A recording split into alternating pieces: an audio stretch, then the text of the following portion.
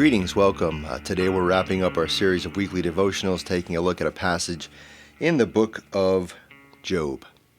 Now, I have a friend, he has a little garden out in his front yard, and it was always kind of a mess.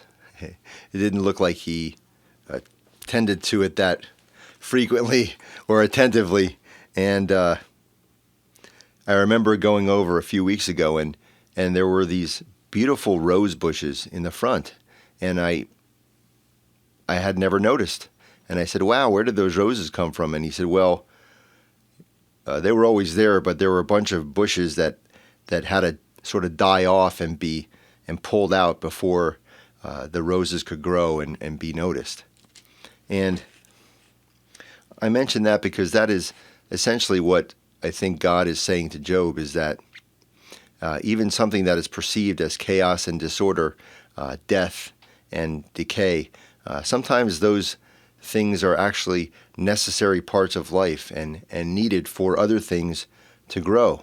Sometimes the randomness or the chaos that we perceive, the disorder that we seemingly perceive in our universe and in our lives is creative. It's generative and sometimes necessary.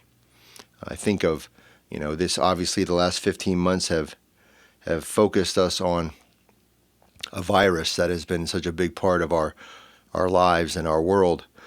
But we are also reminded that there are microbes, bacteria in our bodies, in nature that are necessary and important and an important part of the generative cycle of life.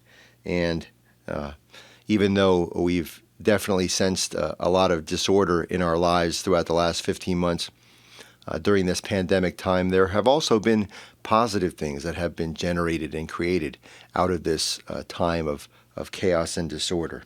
And so I'm reminded in this passage, this interaction between God and Job, reminded of the lesson that God gives to Job, which is that the chaos and the disorder are never the end of the story. Amen.